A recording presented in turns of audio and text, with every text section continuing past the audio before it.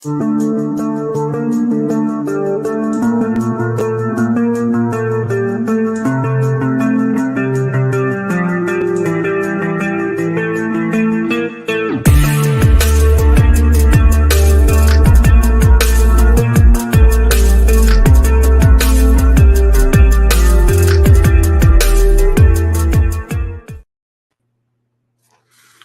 is up, ladies and gentlemen, fight fans, degenerates, gamblers? How is everybody doing this evening? Welcome to the very first episode of the Deadlock podcast. You know the two of our faces very well. My name is Clint. I'm from the Die Hard MMA podcast. This is my guy, Manpreet, from MMA Lock of the Night. And the very first thing we want to do is thank each and every one of you jumping in for our very first show. Lock, how you doing tonight, man? I'm good, man. We've been both psyched about this since we dropped the news that we're going to be doing this. And god damn, today, like it felt like a whirlwind and stuff, getting everything ready and really making sure that we had our I's dotted and our T's crossed. And I feel like we got a great show ahead for these guys. And yeah, dude, I'm stoked. I'm so excited for this. You have no idea. Dude, I'm right there with you, and it's funny because somebody asked me a couple weeks ago on my own podcast about, whether or not I get nervous going on live stream or anything like that before, and I think I confessed this to you backstage like a week or two ago, but I'm like, honestly, I'm an attention hog. I don't get nervous. Like, nerves aren't a thing for me when I go on live stream and I talk about fights. I do my homework. I'm prepared. I'm ready to go. This show, on the other hand, this is something entirely new, and I have had nerves all day. I still got some butterflies in my tummy, so like I'm pumped up for this, man, and I'm excited. First off, again, thank you everybody showing up to hang out and watch the show. We're going to disappoint about 50% of you right off the bat. I'm going to throw you a little curveball here. We're going to let you know what the Deadlock podcast is, and I know the majority of you follow us because we're sports bettors, because we're gamblers. And what we do is we break down these fight cards and we let you know where we're putting our money, try to get you some spots where you can get some action down and make some cash on fights. That is not what the Deadlock podcast is. Folks, before my guy Locke and I ever started gambling, we were fans. We loved watching the UFC. I would drag my girlfriend over and make her sit down and watch 6 hours of people punching each other and tell her when people were going for triangles and what they were setting up when they were rolling around on the floor so she could kind of understand what was happening. And what we've realized is that we kind of got away from that doing all this betting.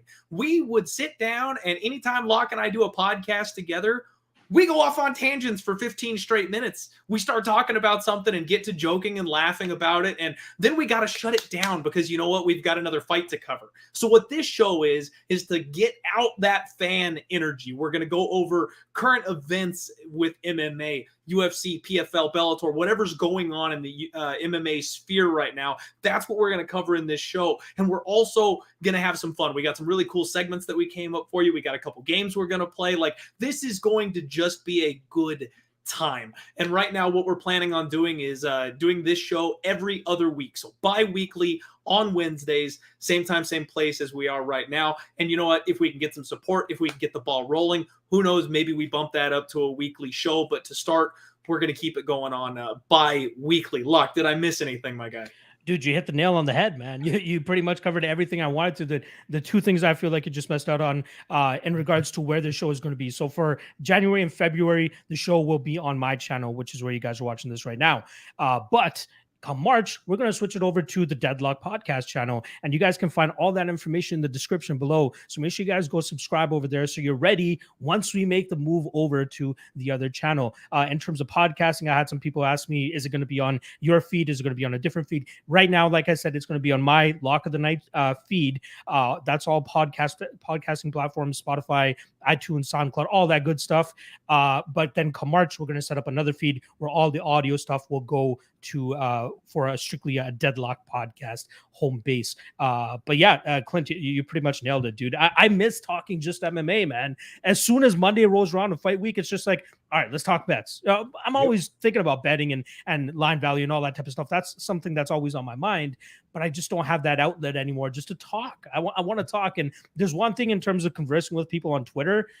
I don't like that really much. I mean, it's one like you know that they're either really stubborn or they're just dumbasses or they're just trolls. But with you, like me and you have a genuine chemistry where we can actually just talk about whatever the hell we want and have fun about it or have fun with it, and people watch and really enjoy it as well. So, you know, we've how many shows have we done together? And every single time people are like, you guys should do a show together. You guys should do a show together.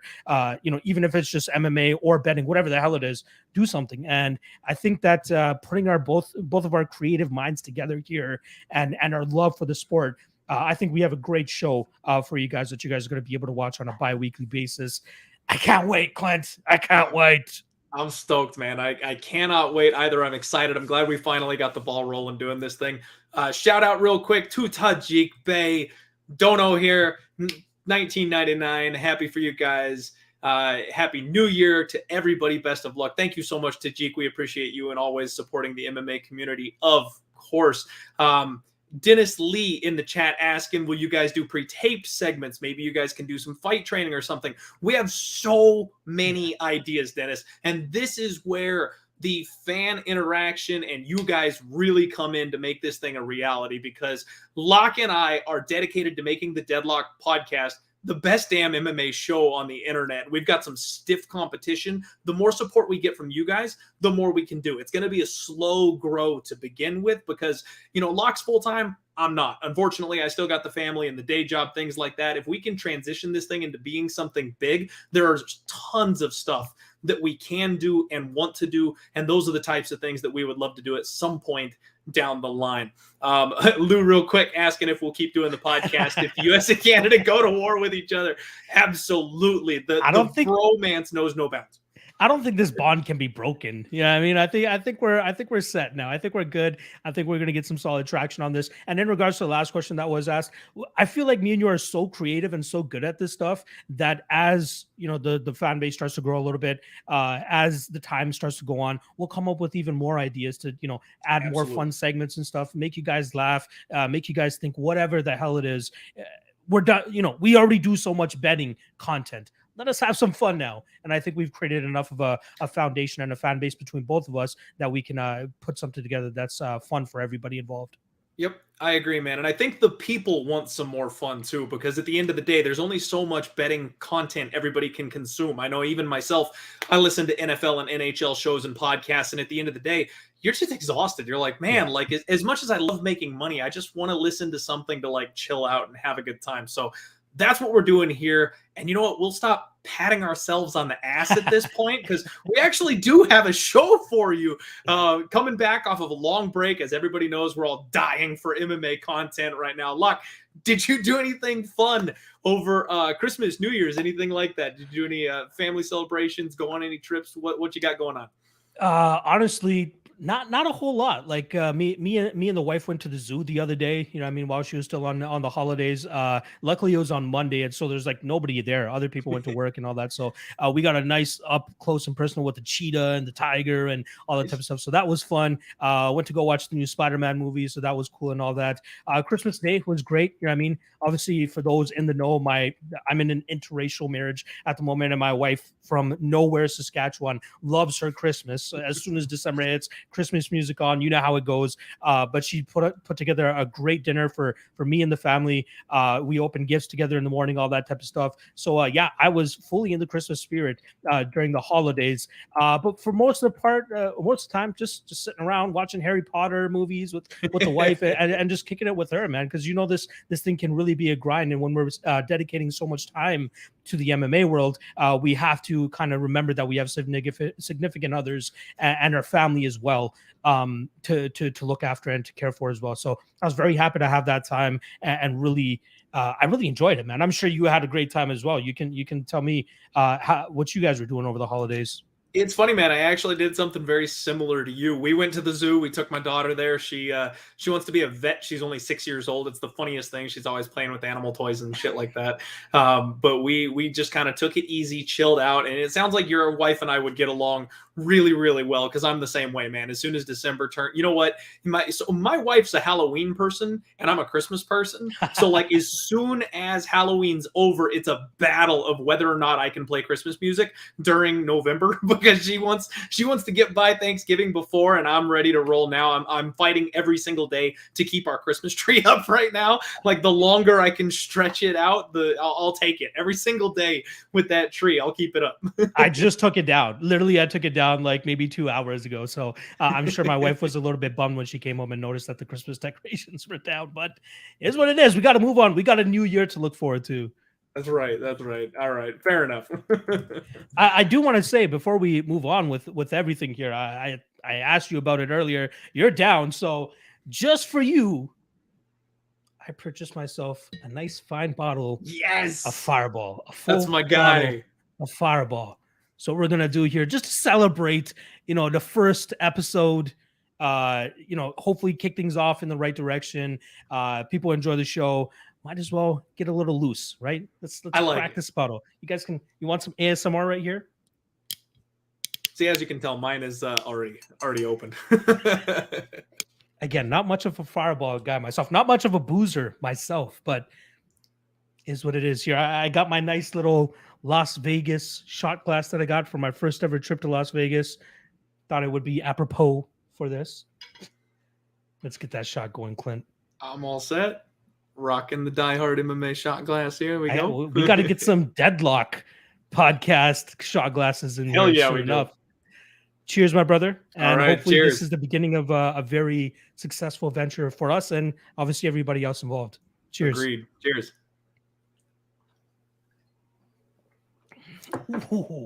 It has been a long time since I've had a Fireball shot. I used to down Fireballs and Red Bulls back in the day in high school, but that sounds it's been a long time. It wasn't that bad. It really wasn't that bad. Of course, my guy Lee McLaughlin smoking a bowl for Locke right now. Yes, I am more of the green rather than the brown. Let's just put it that way. All right, man. We got that out of the way. We got the shot. Cheers to everybody. We got 87 live viewers. Do us a favor. Smash that like button. If you're on social media, share this show out. Hit the retweet button for us. Let's get as many people in here live as we can. We want to, first of all, go over some MMA topics. And what's crazy is we actually had a couple topics planned out to go ahead and chat about.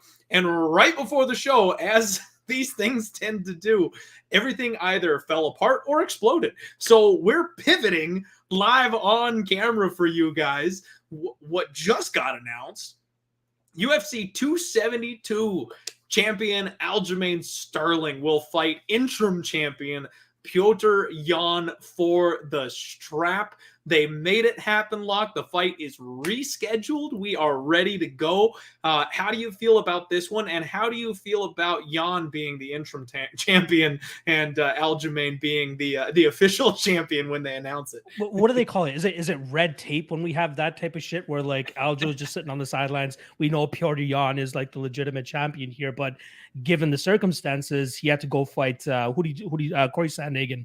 Had to go fight him to claim his gold once again. But we all know who the rightful champion is at this point. But I'm glad that they finally got it made, right? Like it's been a couple times that they tried to book this. I believe it was Sterling's neck injury. He was not able to get cleared from certain commissions, so they had to continuously push it back. From what I'm hearing, he's finally full contact sparring, all that stuff now. So the timing of this announcement is perfect. What is that? 2 months away, like 2 full months away until that fight. I think that's more than enough time for preparations. Not to mention they've already prepared for each other in the past. Now it's all on Aljamain Sterling to see how he's going to change his game plan, change his approach. Now that he knows what it's like to be in there with a killer like Petr Yan. And did I pick Aljamain Sterling last time? Yeah. Did he try to use the game plan that I thought he was going to use to win? Yeah. Did it work out? No. The guy did not have the gas tank to go out there and try to outpoint Petr Yan and outvolume him for 25 minutes. So am I going to pick Aljamain Sterling again? More than likely not. But I'm just glad that we're finally going to get some legit justice, whatever you want to call it, back in the 135-pound division with Petr Yan back at the top, because there's a couple other guys creeping up in that division that I can't wait to see him fight. But let's just get this over with. It's just you know, got to do it. Got to get it out of the way. I hear you, man. And I just want some closure. Like, I just want some closure on this fight. The way that it ended that first time, like, yeah, we've all seen crazy stuff happen in MMA, and that's why we love the dang sport, right? But something like an illegal knee and a guy that shouldn't have gotten the strap getting anointed the champion, and now how long it's taken for them to sort it all out, like, I'm over it. Like, I want to see them rematch. I want to see somebody either tap or go unconscious. This thing needs to end, and it needs to be done definitively. And that way, the guy who is just the placeholder can hang on to that belt for a month or two until my guy TJ Dillashaw comes in and mops the floor with him. Look at Clint over here, already looking further ahead. This guy's already 2-3 steps ahead. You really think TJ will get a title shot after this matchup?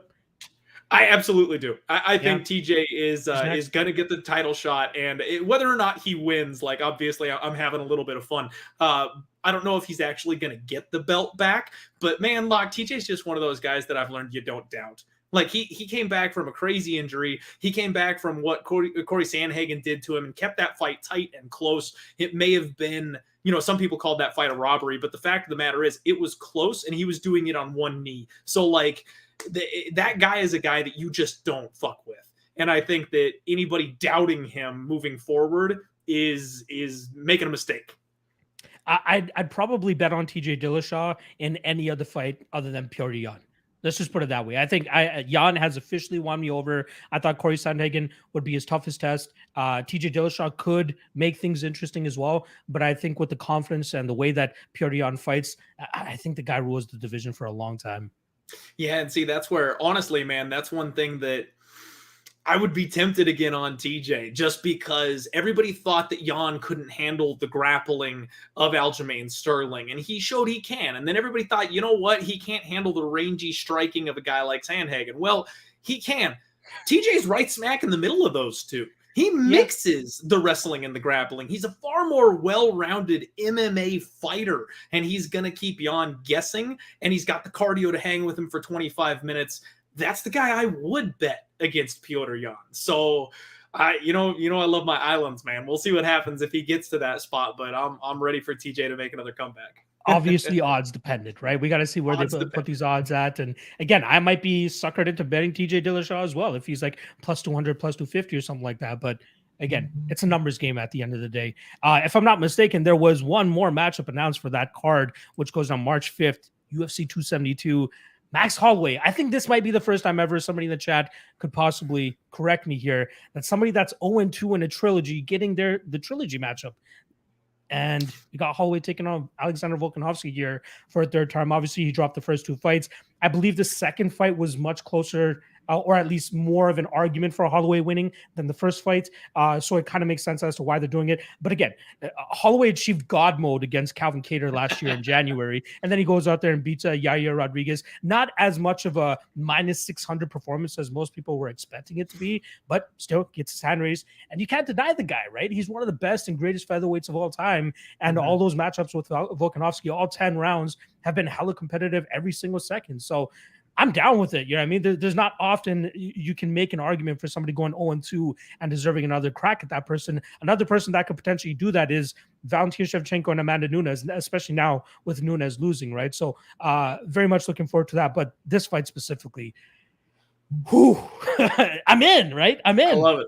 I love it, man. I am so in for that, and I'm a Max Holloway stan, and I feel like he should have won that second fight. I'm one of those people that scored it for Max Holloway on the second one, so I feel like they should be 1-1, and we should be getting the trilogy match anyway. So I'm all about Max getting that shot. And I mean, geez, when nobody's knocked out Volkanovski, and the fact that he had him on skates and almost put him away, I think it was in the second round of that fight. Like, yeah, give my guy another crack. Max Holloway is getting close to being the GOAT if he gets his hand back on that belt, defeating Volkanovski. I think he pretty much secures his position there as the greatest of all time in that weight class. Yeah, the last question about this regarding that matchup is, what else do you do with Holloway, right? Like, he can go up to 155 and fight somebody up there, but his last trek to 155 didn't go the greatest against Dustin Poirier.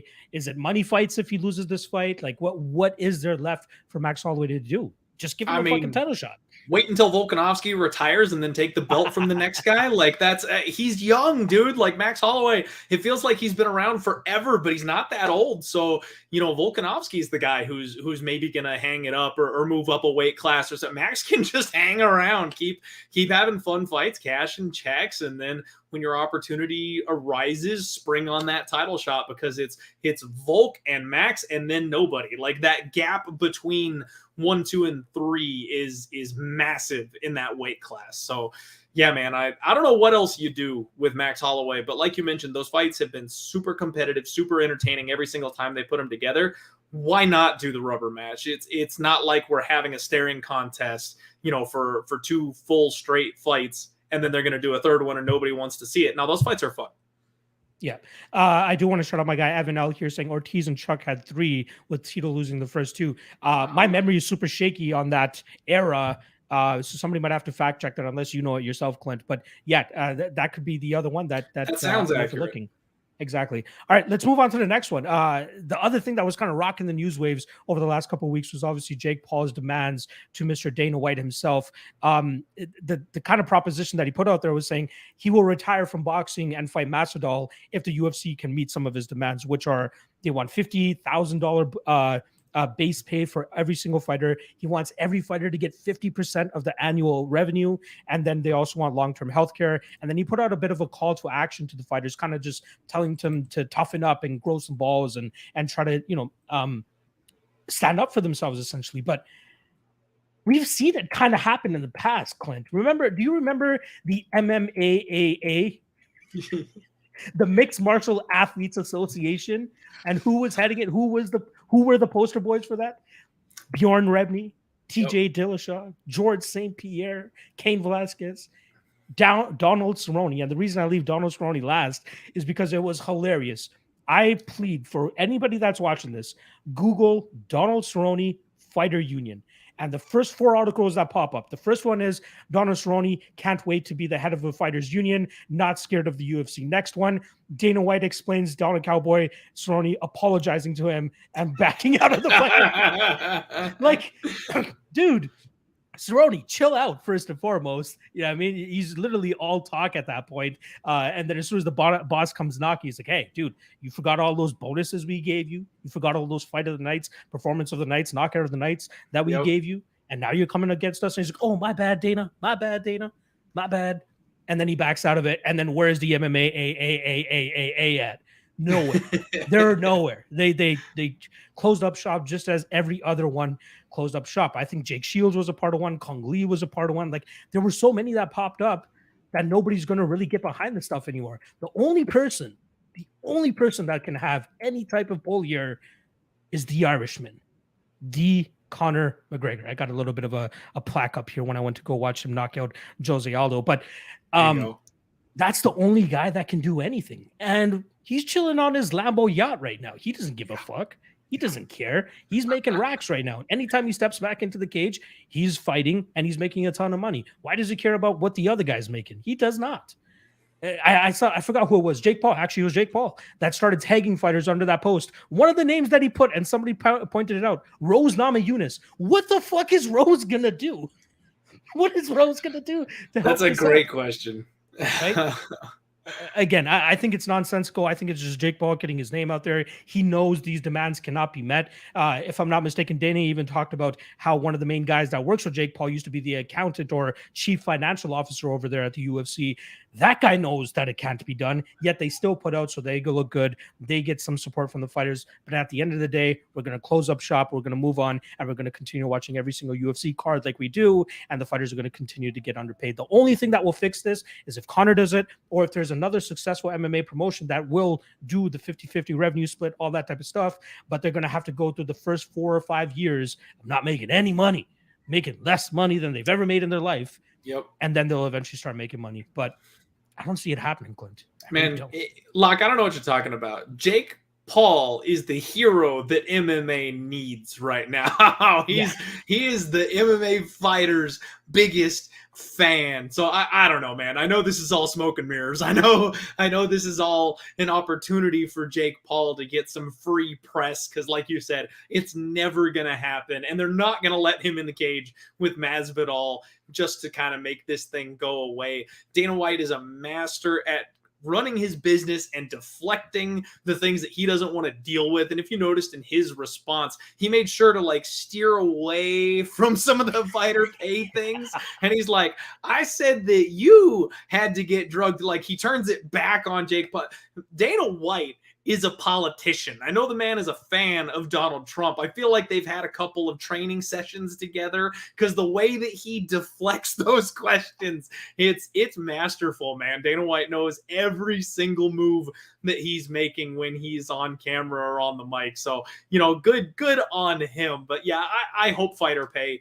goes up. I hope some people do rally behind Jake Paul. If I'm being serious, like I honestly hope that some people try to take another swing at it. The unions, they don't work, and I think that honestly the turnover of MMA fighters is a little too fast because you've got such a small window to be on top. We don't have that many GSPs. We don't have that many Anderson Silvas. A lot of guys touch gold and then they're gone the next year because it's hard enough to become a champion. They always say it's even harder to stay the champion. And that's the kind of thing is that the UFC is just going to mill the next guy through. As soon as you take a loss, if you were the one fighting back, you're going to have harder fights. You're going to have tougher matchups. You're going to have to travel halfway across the world for your next fight. Like they'll find ways to make it tough on you so that you stop complaining.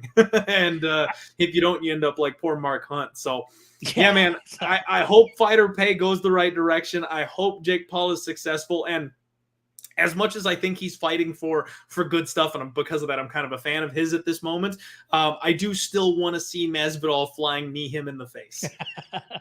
That would be a great sight, but I don't think it's going to happen. I really don't. Like, again, kind of going off of what you were talking about, the only guy that can take a loss and still have some heat and some fanfare behind him is Connor, right? Like, more often, if you take a loss, you're done. That's it. Like, everybody starts giving a shit about you. One other guy that could...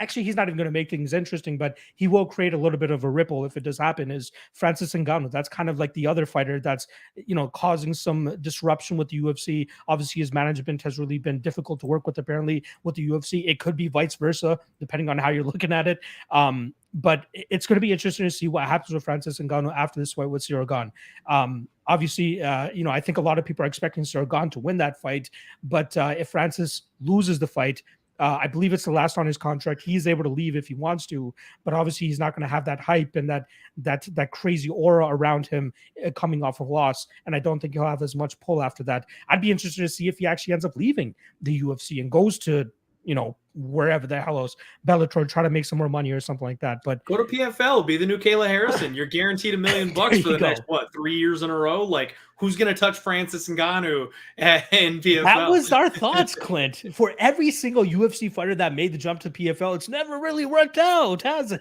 No, but when has a champion jumped to PFL, Locke? It's always been people on the skid, people on the decline, people looking for softer matchups that weren't quite there yet. You give me Francis Ngannou in the PFL, and I guarantee he goes back to the highlight reels like when he took out, poor Overeem's head that's still in the third row for somebody. Like they've tried to put it, they got NASA on it, they got everybody on it. Nobody can find it. So is what it is. Uberim is back, though. I'm not sure if you saw that clip of him training. Uberim is back. He found his horses again. All he had to do was get away from USADA, and Uberim is right back in the game, hanging out with Vitor Belfort and everything. Exactly. Oh, all right, man. So I think we covered most of the current running MMA topics, besides maybe, Diaz Poirier. That was the other one that we were supposed to chat about, and it fell apart. Like, Locke, what is it going to take for these guys to fight? They've been, that there's that video on the internet where they got like the dogs like all barking like they're going to attack each other, and it's an automatic fence that like slowly slides open, and then they all just kind of chill as soon as there's nothing between them. That's what I feel like Diaz and Poirier are. They're yapping at each other. They always want a piece of each other. As soon as it comes actually time to fight, completely falls apart. It's insane. I think the last time you could fact check me on this, but I think the last time they were scheduled to fight was UFC 230 back in November of 2018, where I believe they were scheduled to headline Madison Square Garden as a non-title fight, 5 rounds, all that. And then I believe about 2 or 3 weeks before that, Dustin Poirier unfortunately has to pull out, and they were scrambling for a main event, and they come up with Daniel Cormier against Derek Lewis for Daniel Cormier's first ever title fun. defense as the heavyweight champion, quickly after knocking out Stipe Miocic a couple pay-per-views before that. So, yeah, it's hilarious that they keep chirping at each other, but we never get a fight that actually comes to fruition. For me, the fight really doesn't make any sense. I mean, other than like the hype and the trash talk that they've been doing back and forth, it doesn't really make any sense other than if Dustin Poirier just wants money fights. And how long can we continue to drag out this Nate Diaz thing that he's a money fight, especially if he keeps going out there and getting beat? You know what I mean? Lost the Leon Edwards fight. Like, how much longer can we continue to sustain this Nate Diaz's moves the needle, as they call it? I remember that's what it was back in the day. Sorry? Like, now he's starting to look like a prelim fighter. Like, is he even a big fight anymore, man? Like, when was the last time he won a competitive fight? When was the last time we talked about Diaz in the rankings? Like, the BMF belt was a fake belt, something that they threw on the line just so there was some kind of stakes for these 155ers that were pretending at 170 pounds. Like, Diaz, I'm sorry, I love the Diaz brothers. I feel like the UFC has missed solid gold with those two men. They could have promoted them properly. They could have been something 10 years ago. The opportunity has passed. Nick never should fight in the UFC ever again. Yeah, that was bad. Nate maybe gets 1 or 2 more fights. Let's see the Conor trilogy. I actually would like him to fight Dustin Poirier because they're both these guys at the end of their careers that are trapped between 155 and 170. But Dustin just lost for the title. There's no way he's challenging Kamaru Usman or anything like that at 170. Like, it's time for the veteran circuit. It's time for 2 or 3 fun fights and then go smoke as much as you want, Nate. Like, it's just, we're done. Like, at this point, it's past. So I'm not overly excited about Nate Diaz these days. And honestly, the whole pay me to fight thing, Locke, it's tiresome at this point. Like, if you want to fight. Now, don't get me wrong. I just advocated for fighter pay. I want these guys to make as much money as humanly possible. But what I can't stand is the guys that bark and then never show up. Like, I don't think Diaz actually wants to fight. I know that's Dana's favorite line, to get somebody to take a pay cut so they'll actually get in the cage. But I actually think it's time for Nate to be done, unless he's got 1 or 2 more fights, and one of those has got to be Conor. So I'm just kind of over it. I'm not going to be excited about Nate until he actually is walking out to the cage.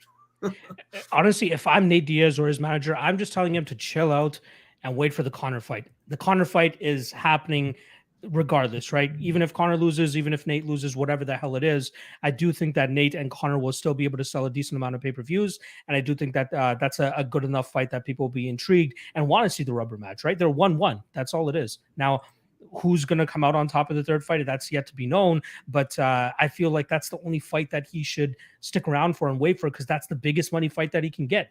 Yep. If he continues to take these other money fights, whether you want to call it Dustin Poirier or whoever the hell else, he's going to lose. He's going to continue to lose that steam and that heat. And then that Conor fight's not going to seem as nice anymore. So, yeah, get the Conor fight, then move on from that. I will say about Poirier, though, let's do Poirier Ferguson. Screw it. I'm down with that. I'm here for Poirier Ferguson. I mean, I think Ferguson just got a fight lined up, so I don't know. That's a verbal agreement with Chandler, which, I mean, let's be real, nobody really needs to see that. But I would be down for, honestly, either Poirier or Diaz against Ferguson. They're in the same category. Tony Ferguson is another one of these guys who's a big 155er who kind of is getting to the end of his run. I would see any type of round table between those 3 guys. Yeah, Diaz Ferguson is not a bad idea either. Shout out to my guy, Zach Johnson here. Yeah, I like that. All right, everybody, that wraps up kind of our chat on current events. And what we have is our very first segment for you to chat about, one that I personally am very, very excited about. brace yourselves for Fighter Stonks.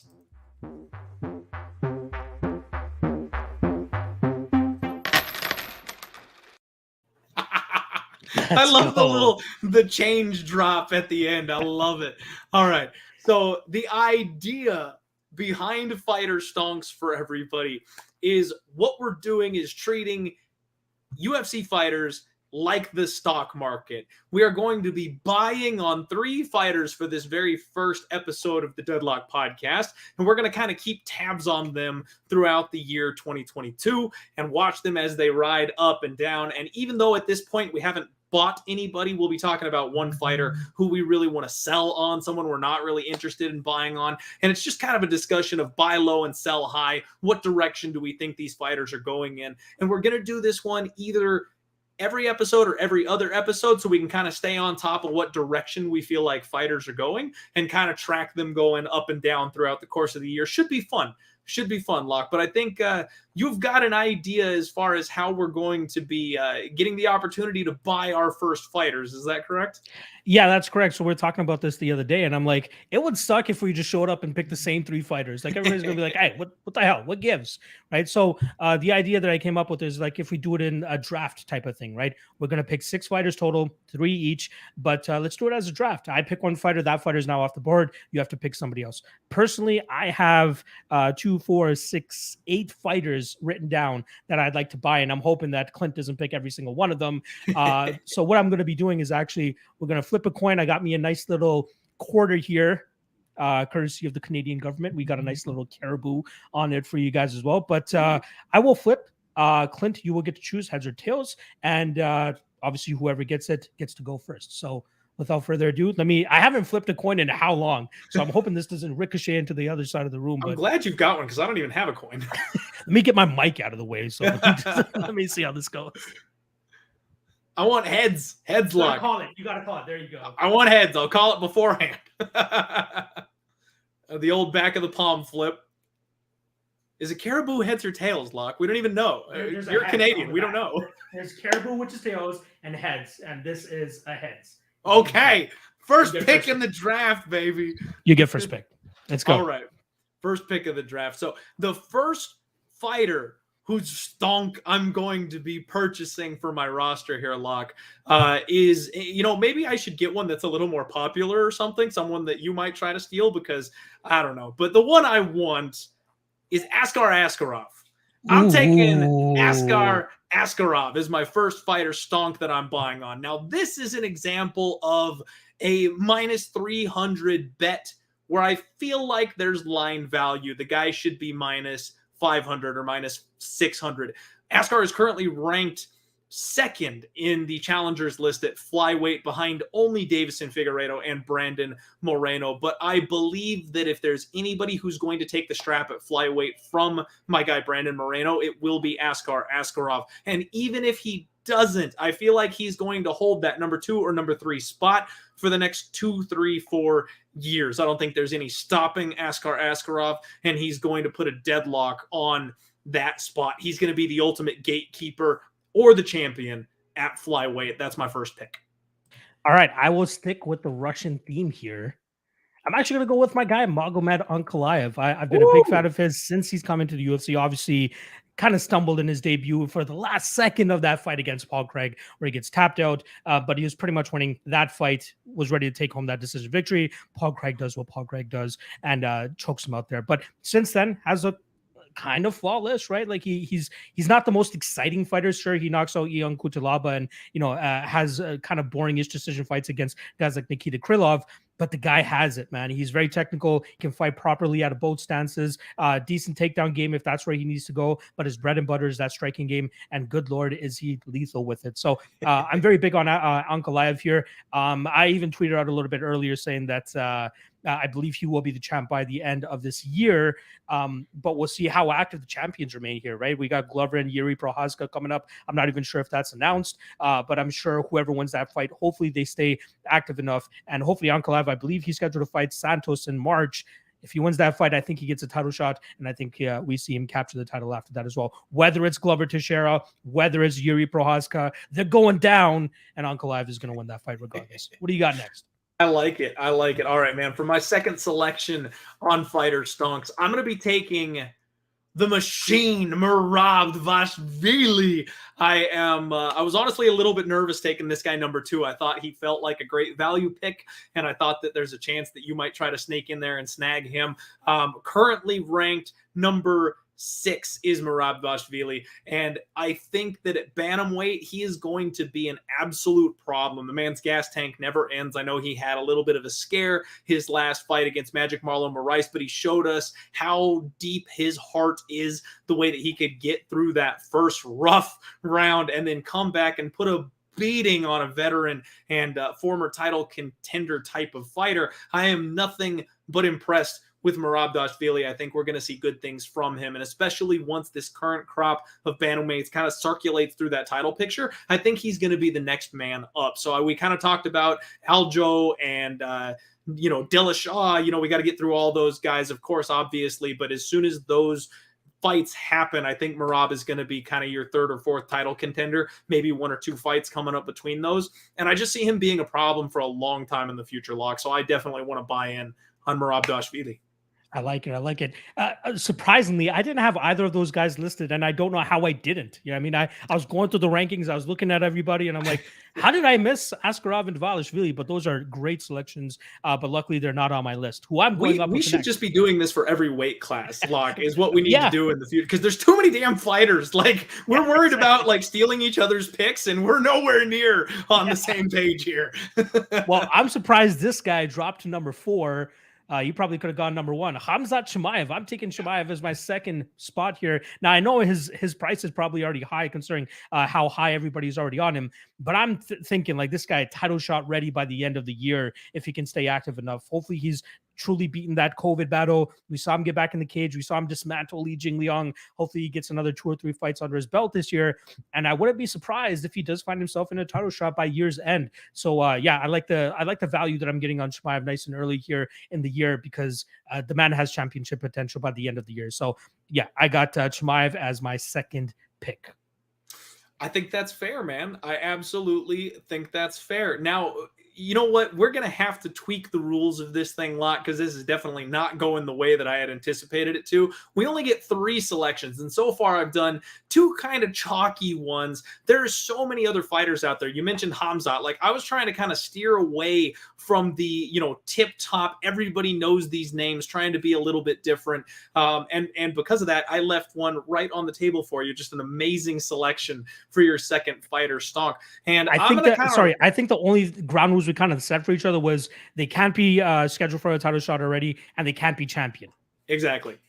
And we've got every single division on the board. So, like, it was just, a Wild West out here with this thing. Like I said, we're going to have to, go back to the drawing board and kind of narrow this thing down. I think by like mid-year, this is going to be really fun, because then we will have a list of the fighters that we're buying and selling on. The first couple episodes as we get rolling with it, it's going to be a little rough, because there's so many fighters out there that we should be buying on, like we're talking about. And so I'm going to roll the dice just a tid little bit here on this one. Again, lots of options where I could be kind of laying the wood. Instead, I'm going to pivot completely off that. I'm going to go for somebody unranked. I'm going to go for somebody who's down on the list, but I expect to skyrocket over the next 2 years, and that is Jeff Molina. El Jefe.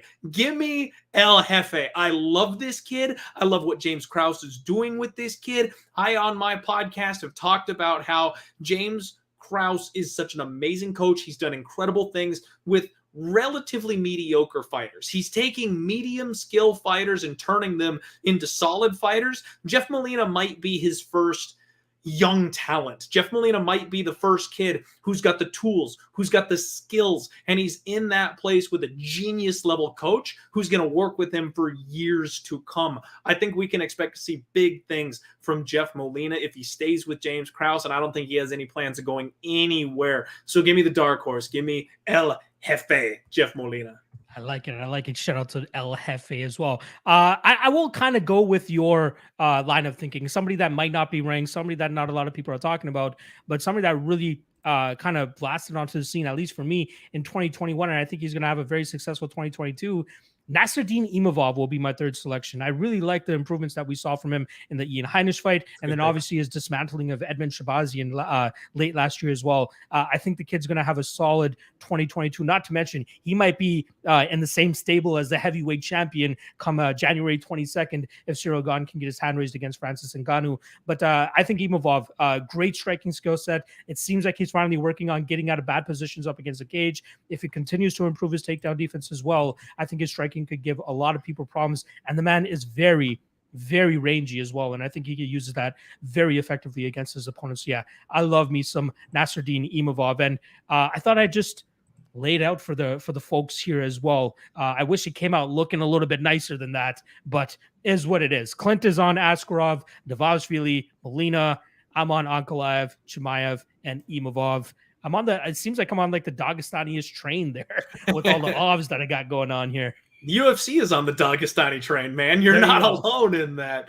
And shout out Rick Sanchez and Derek Wilcox in the chat here. Haven't you seen my TikTok? Don't you know that I'm like the #1 Sean O'Malley hater on the planet? By the way, shout out to the people of TikTok because like I made this TikTok making fun of Sean O'Malley and it's got over 180,000 views. Wow. And daily I get notifications and comments about how fat I am and how I couldn't hold a candle to Sean. I'm like, you people are still on about this? I made that thing like 2 months ago. How is this still circulating? No, that's evergreen content for you right there, Clint. Just evergreen content. Just Conor McGregor, Sean O'Malley. Say those names and you will go viral.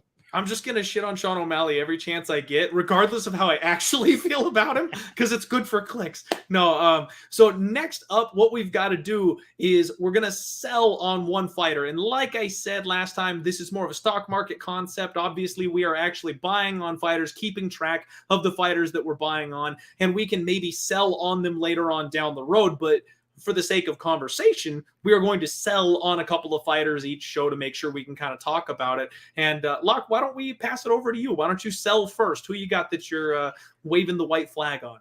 The funny thing is when we came up with this segment, originally it was just about buying fighters. And then I came up with the idea of selling a fighter because of one specific fighter that came to mind for me. And I think in 2022, this guy has a huge hype train riding on him. He even has Barstool behind him now as well. Ooh. I think Mr. Paddy Pimblett is not going to have a great 2022. I don't think he's that great of a fighter as much as people are making him out to be. I think that he'll either go 1-1 this year, or I think he'll have more losses than wins this year. I think I'm going to be selling Paddy Pimblett this year.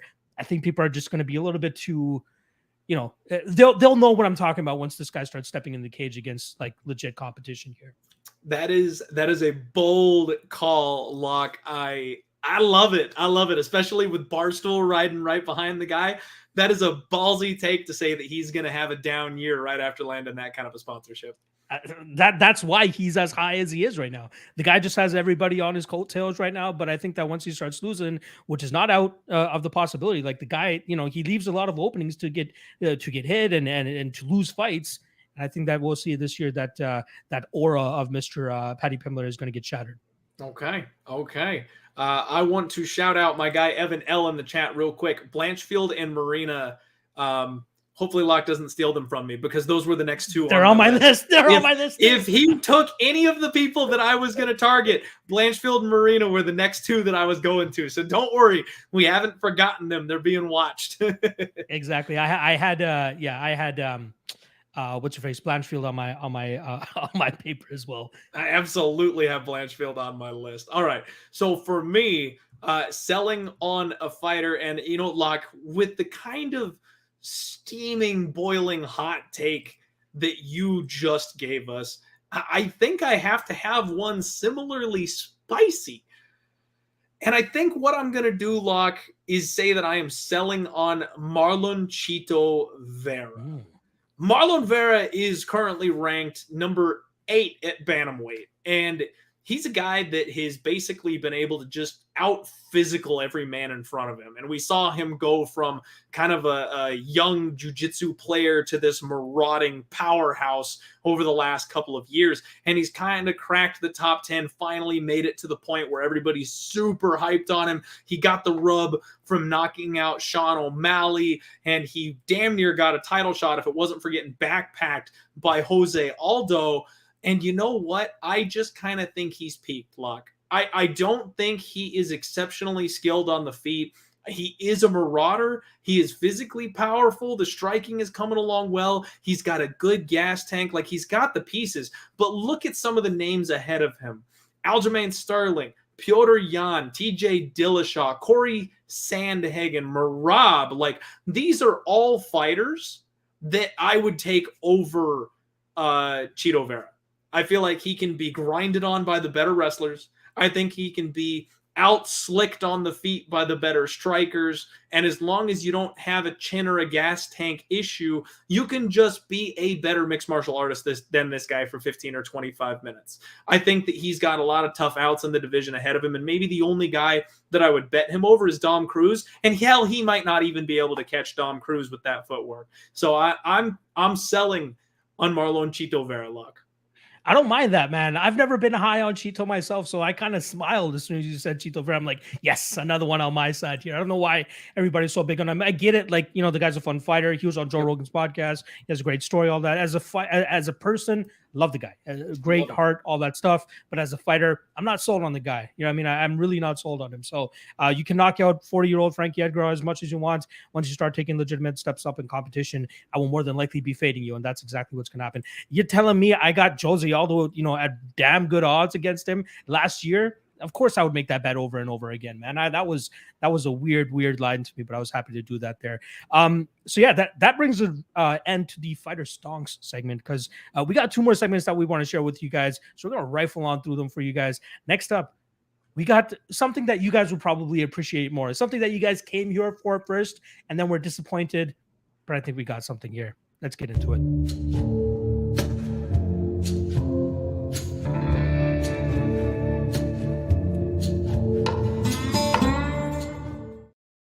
It is the Deadlock Duel. Now, simply put, this is us making picks for the upcoming cards. Something that, we're taking from our legitimate jobs, or whatever you want to call it, when we're talking about bets and what you guys actually come to us for. So we wanted to add in a little bit of that to keep you guys interested in it and see what our picks are, especially if it's coming out way far in advance from other fight cards, especially with this one, which is not till next weekend. So quick rules. We're going to pick the main event, who we expect to win the main event, and then it is up to us, both of us, to choose one other fighter on the main card that we're going to be rolling with. If it's a favorite, you get 1 point if they win. If it's an underdog, specifically plus 100 to plus 199, it's 2 points. If it's plus 200 to plus 299, it's 3 points. Now, this will occur every 3 months. So we're going to keep doing it for 3 months. And then after that, we're going to settle up on a friendly bet. And I think somebody even said it earlier in this. They said we should do a toga bet. I'm not sure how exactly we would do that. I just show up and do one episode in a toga, or you do one in a toga. I'm not entirely sure. We still have to figure that out. I look too damn good in a toga to make that a punishment, like. That's not a punishment. Exactly. That is not a punishment. So we're actually gonna. Yeah, exactly. I'll do it tomorrow. We're gonna actually leave it up to the chat here. Throughout the next 3 months, you guys are more than welcome to share what kind of punishment you think the loser should do at the end of the 3-month period. So first and foremost, we have the Kattar and Chikadze card coming up, and I'll give you guys my 2 picks for that. For the main event, we'll start off with that. I'm going to go with Giga Chikadze. I'll take the 1 point on him if he takes the win there. Stylistically speaking, I just think he's bad for Kattar here. Kattar has shown issues with dealing with guys that kick a lot, and we got a guy in Chikadze here whose specialty is kicking, whether it's to the legs or to the body. I think he'll do a damn good job of keeping the boxing to a minimal here for Kattar, which is where he thrives. And then staying at range, Chikadze should be able to pick him apart, which is why I'm going to take Chikadze here as the favorite. and for 1 point. And my other fighter, I'm trying to find an underdog that I really like here, but I can't do it on the main card. So I'm going to go with Katlyn Chookagian. I feel pretty damn good about her in this spot. A rematch where she's going to be going up against Jennifer Maia, a fight that took place at UFC 244, where she came out with a unanimous decision win. It hasn't been that long since they fought, and I don't think that neither woman has made a huge progression or regression in their skill set to make me think that this fight's going to go any different. So I'm going to go with Katlyn Chookagian and Giga Chikadze as my 2 deadlock duel picks. Clint, what do you got? All right. So first off, just to kind of recap, we're going to both be picking the main event and then 1 fight on the main card other than that. So it behooves me, by the rules of the game, to not pick the same fight as Locke unless I'm going head-to-head with him to take the dog to get a much bigger point swing so that we're not just kind of tying up and trading points back and forth if I want to win the contest. Like Locke said, make sure, now I know a lot of you are in the live chat right now, but come back after the show and put it in the YouTube chat or the comments in the YouTube channel so we can go back and read through your ideas of what our punishments and things like that will be. For the main event, I'm not done with my research yet. I got kind of a weird feeling on this one, Locke, but I'm going to agree with you on Giga Chikadze. I think the line might be a little bit wide when we go back and talk about betting next week and things like that. I'll have some more things to say about this one, but at the end of the day, I think the Georgian Warriors role, I think Giga Chikadze probably gets his hand raised. So I will agree to you on that one, and we'll just be basically washing on that particular pick. For my second pick, I am going to go to a guy that I just can't get enough of, Locke. And kind of like you, I'm struggling with underdogs on this first one. Got to finish my research. I'm sure I'll find a few. But give me Raw Dog. Give me Brandon Royval. I fully expect him to go out there and live up to my personal expectations for him. This is a championship caliber fighter, and only the very elite of the division are going to stop my man. And as much as I think Rogerio Bontorin is a tough and durable opponent, he's not the elite of the division. I think Raw Dog gets his hand raised. That'll be my second pick for the contest. I like it. I like it. I was going to pick Raw Dog as my other selection as well. If you had gone first and picked somebody else, I probably would have gone with Raw Dog, but I do like Chookagian a little bit more than Raw Dog in this situation. So I'm glad for that. So for those keeping score, we both got Giga. That will be a wash no matter how that goes. Now I'm on Chookagian and he's on Royval, and we will rejig the scoring in the next episode, which will be 2 weeks from now. All right. Now the last segment that we got for you guys. I'm very excited about this one, and I can't wait to get into it. Let's do it.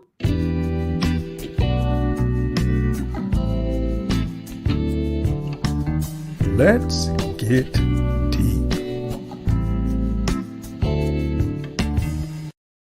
Shout out to my guy, Doc Willis.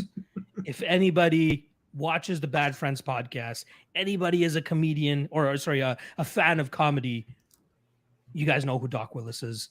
But I reached out to him. There was the only guy I could think of to do the beginning of that for us, and he did it perfectly. So what we're going to be doing, I'll give you guys the backstory here. My wife got us a nice little fun gift for Christmas called, it's like a card game like Cards Against Humanity, but it's called Let's Get Deep. Questions for couples. And Shout out, what Let's better? Get Deep. Me and Clint are now a couple, essentially. So I thought it would be a great idea for us to go out there and try to get to know each other a little bit, or get a little bit deeper with one of another. Shout out to our guy, Danny Lopez. Exactly. We're trying to have some fun out here, guys. So what I'm going to be doing, as you guys can see, there's a ton of cards in here. What I'm going to be doing every episode is pretty much just picking a random one, and we're going to answer it. It should allow for some comedy. It should allow for some more light being shed on both me and Clint, let you guys get to know us a little bit better and, humanize us a little bit more. And I think that was kind of the goal at the end of the day here. And I think that people would really enjoy it. Clint, you want to add something there? For the record, this was Locke's idea. My idea. Locke's idea. And I don't know what any of these cards say, so brace yourselves. There you guys go. I will say this. So they have 3 tiers. So the first is called Icebreaker. The second is called Deep. And then the third one is called Deeper. So me and Clint, we'll go through Icebreaker to begin with here, and we'll see how that goes with. So I'm just going to randomly pick a card. Here we go. So we got, let me get it out of the goddamn box. All right. Damn, they pack these things tight. That's what she said. All right. So I got a couple icebreaker cards here, as you guys can see. I'm just going to pick one. First one I got. And Clint, you're going to answer this first. So you're on the board here. All right. Nice and easy. Like I said, icebreaker. Nice and easy. Softball. What's your favorite song of all time? Oh, okay. So all right. I was like bracing myself. Even icebreaker, I was expecting something a little more spicy than that. Oh, wait till we get deeper, Clint. Like, wait till we 2 years from now, we're gonna get deeper. So that's my question. Are we doing like one from each category per show? Or are we just doing one single card? One question shouldn't be more than 5-10 minutes unless a good story comes of it that we can expand upon. More than happy to do that. But we will stay with icebreaker until we get through all the cards, and then we'll get deep, which won't be till like next year, late next year, depending on how many shows we do. Okay, fair enough. This is a really hard question for me, because there are a lot of songs that like speak to my soul. Like if you haven't seen Encanto, if anybody hasn't watched the new movie Encanto, every single song on that movie is fantastic. No, but picking like my number one favorite song of all time, like you've got to go to a song that speaks to your soul. You've got to go to a song that you sing at the top of your lungs from your belly, no matter how many people are around you if you hear it on the radio. So, I mean, there's only one option for me, Locke. And there's a lot of music that I will sing my ass off to regardless of who's around me. But there's one song that I will belt. Can I guess it just before? Like, go for it. There's two songs that I feel is like the white person anthem. There's two songs. All right. There's Don't Stop Believing. Shit. Don't tell me that was the one. Was that the one? That's the one. It's gotta be. It's gotta be Don't Stop Believing. I told you, it's the white person anthem. Literally, the white person anthem is Don't Stop Believing. The other one was going to be Bohemian Rhapsody. Okay. So that's a good song, but it's not on the same level. It's definitely got to be Don't Stop Believing for me. I am a member of the whitest kids you know. So yeah, I will, fit right into there. The other one that's a little bit maybe less like mainstream that I was going to go with is Dear Agony by Breaking Benjamin. I wish I knew that, but I don't. Google it after the show. It's a jam. That's a good one. I'll say this. When it really occurred to me that Don't Stop Believing is the white person anthem is when I used to work for the Score Fighting series, and Josh Hill, you guys know him, he used to be on the Ultimate Fighter, now a Bellator fighter. He always used to come out to that song, and he would, sometimes main event the card, and anytime that song would start, the whole crowd, whether they were into the show or not, just starts belting it out, just like you're saying. So that kind of tipped me off to it. It's the other thing it does for me though is not necessarily just white, but Vegas. If you ever go to Vegas and Don't Stop Believing comes on, the casino shakes. The other one is Sweet Caroline. Everyone will sing to Sweet Caroline in Vegas. Bum, bum, bum. There you go. I just like you, I had a very tough time. That there's three songs that I settled on. I can't settle on one. There's three songs that I love equally as much, and I will still sing from beginning to end, word for word, at the top of my lungs all the time. First, Power Trip by J. Cole and Miguel. If anybody knows that song, love that song. Secondly, Childish Gambino, Redbone. If anybody knows that song, shout out to you guys. And thirdly, I'd have to go with Jet Fuel by the late, great Mac Miller, for anybody that loves them, Mac Miller. Clint, that look on your face says you have no idea what any of those songs are. Not a single one of them. Clint, my goal for this podcast is to urban you up a little bit. You know what I mean? Get you with the cool kids, sit you over at the cool kids table and get you up to speed with what's hip nowadays. Or, back when I was growing up too in high school and stuff like 10 years ago. Locke, I really appreciate that because I was about as whitewashed growing up as it got. Like, I could still probably recite to you Weird Al's Albuquerque from start to finish. Like, that was my music. I know nothing. So yeah, urban me the hell up, man. I'm here for it. And I'm not going to return the favor. I will not try to rub my whiteness off on you. That's what my in-laws are for. Anytime I go out to Saskatchewan, I told you, I think I've told plenty of people this. I've even shared a picture of of it. I did a podcast in it. My mother-in-law's shrine to Weird Al. She has a whole room dedicated to him where she has like a whole wall full of his album covers. She has like an accordion, whatever the hell that is, signed by him, all that stuff. So yeah, I get enough of my whiteness whenever I go out there to Saskatchewan and enjoy my time over there. I love it just as the same growing up in a predominantly brown area up here in the Toronto area. So yeah. See, it wasn't that bad. Going into this, you look like you were like going to share your deepest, darkest secrets. We'll get there eventually, but not this early. Gotta save a little bit of a tease for down the road, right? Exactly. I like it. Locke, that was fun, and I'm honestly really proud of us. We only went about 3 minutes over stream. We started a couple minutes late, so technically we're over by about 5 minutes or so. We want to keep this bad boy down to about an hour for easy listening for the people. But that was a pretty awesome first episode, Locke. My face hurts from smiling and laughing throughout the show, which means I feel like we did a pretty good job.